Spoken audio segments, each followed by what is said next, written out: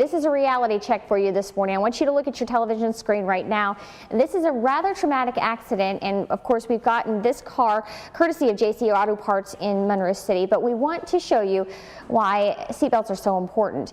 Cars are designed to keep you in the cockpit, but only if you're wearing a seatbelt. And one of those people who will say that that decision saved her life is Hannah Bogue. She is a junior at Hannah High School. And tell me about the day that you got into your accident last year. Well, we were heading to the beach, expecting it to be just a normal day, and I was sitting in the passenger seat.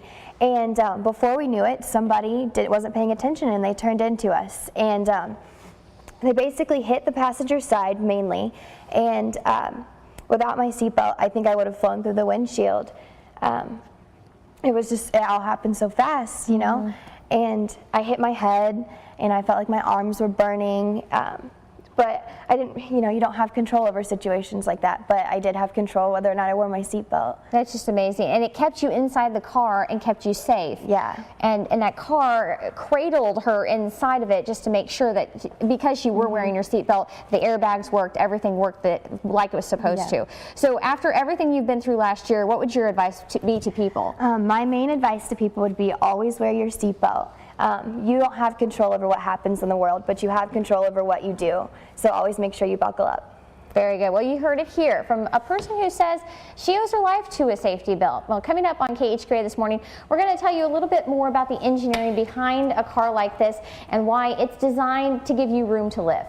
Melissa, since she's been in that car accident, is she very adamant about when she gets a car that other people, other passengers also buckle up?